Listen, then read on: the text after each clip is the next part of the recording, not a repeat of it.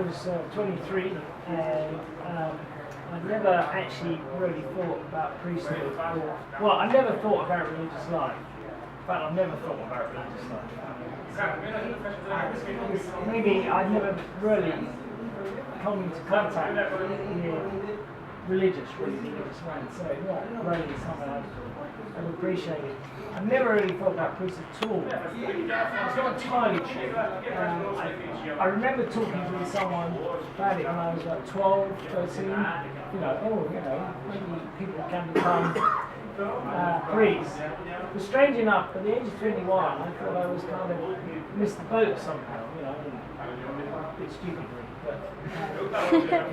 But I was a bit strange. And when I was 23, and I did a business studies degree at Middlesex Polytechnic up in London, and the third year you had to go and do what's called industrial placement course. And so I worked in accountancy. I was an accountancy clerk. I did the photocopying for a year, and I kind of knew I didn't really want to be an accountant after a year.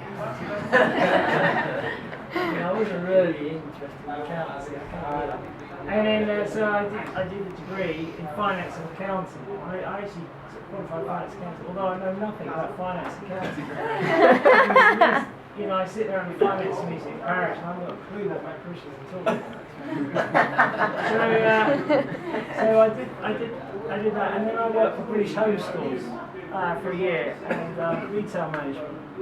Which actually, when I think about it, was actually I hated it. It was quite a good experience because retail manager, you have to talk to people.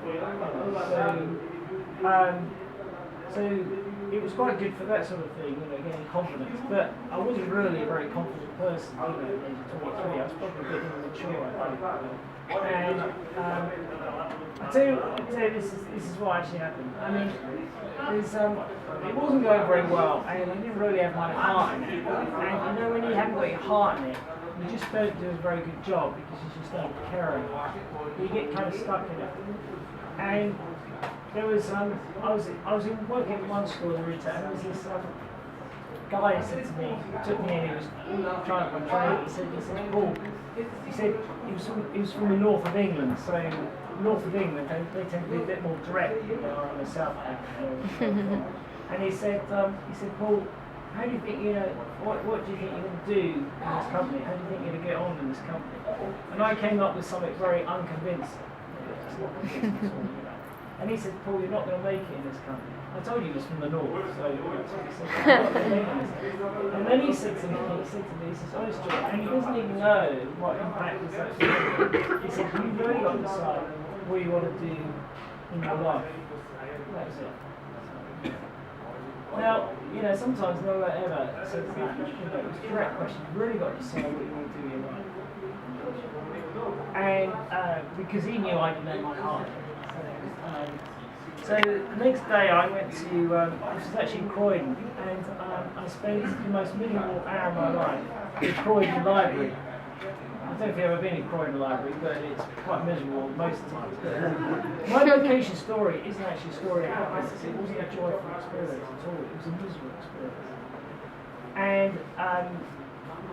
And I went through, and this is, I'm not making this up, I went through the careers books, and I went through everything I thought I could do, and then I went through everything I knew my friends would do. After an hour and a half, I couldn't find a single thing I wanted to do, or what I could do, and I felt absolutely terrible. So the next day I phoned up my parish priest, and I said, Father, look, I know this is a really stupid thing, but I'm thinking about becoming a priest. So he said, come and see me. So I told him the story, and I said, Father, I don't think this is a very good reason for becoming a priest. And he said, Paul, God is not going to call you when you're perfect. He says He's only going to call you when you're ready to listen. So what I did, he then phoned up the vocation director. It's a bit of a joke really, because I used to be vocation director for our diocese, and up to about a couple of years ago, and I hadn't even thought about it until April. In September I was in the seminary, I never really let anyone in that close when I was vocations.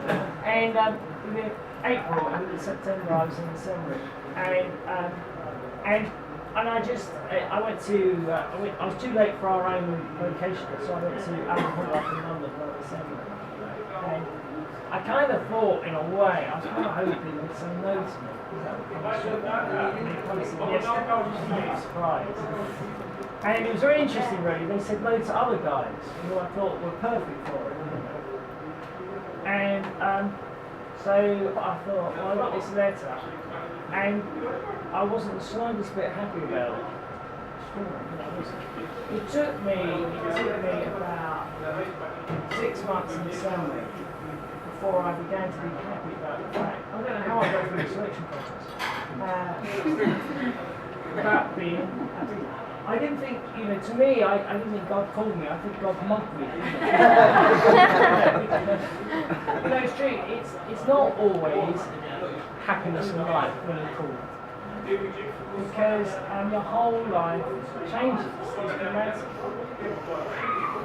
I think, in a way, you see, I'm quite. There's two ways I work, really. Either I kind of don't make a decision, or I make a decision without thinking about it. The worst thing I would do is when I start to think about it. But the thing was, I suddenly realised actually at the seminary that was the time to think about it. That was it. That was the time to think about it.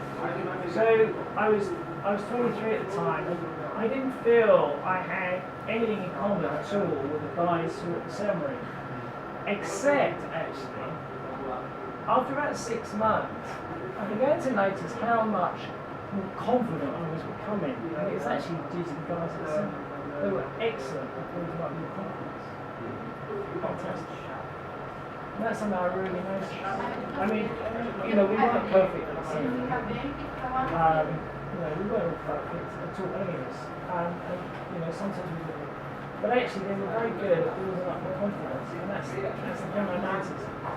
The second thing, actually, is the diocesan priest, in a way, what is our spiritual, charism? And in a certain sense, I'm not sure. In a certain sense, we have one because, we don't have a sort of saint who's, like John Vianney is our saint. He, by the way, he's the only parish priest ever to be, canonised. One, in 2,000 years of the church, second parish priest, they're not religious, didn't turn out to be a bishop. He's the only one, isn't he? It's not a terrible record, but he's it, really. And in a way, it's second priest. Strangely enough, our charism is kind of created a little bit by our people. And I've always kind of felt, actually, strange enough, as a priest, I've always felt, I'm in a process of catching up, when it comes to the faith. Because people ask me questions, or they have to teach things, and then you have to start to read, and you have to try and make sense of things, and then you go to one parish, and they're really into devotions, and I might come out of the seminary, and I might, not be greatly into the rosary or the Stations of the Cross, but they say, Father, we have Stations of the Cross, every Wednesday Lent, they don't sort of ask you, can we? You said we have Stations. So you do Stations of the Cross. And, or you go to a charismatic prayer, very charismatic parish, you might not be charismatic yourself, but you have to be there with the people, and in a way that very much influences you. And certainly World Youth Day has been a great influence, to me.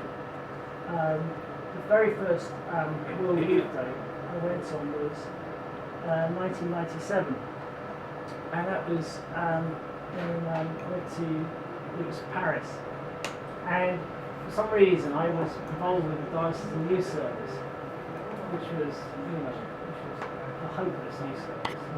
And to be honest, it was awful at the time in the 90s. I'm not being joking.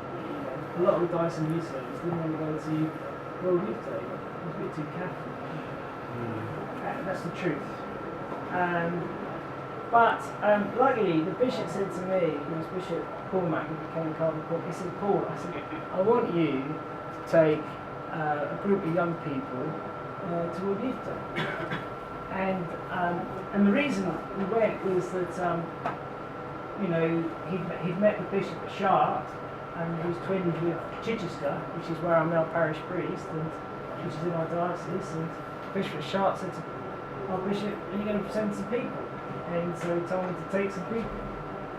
And I didn't know what to do. I'd never been to World Youth Day. And we got, it cost £275. Can you imagine that?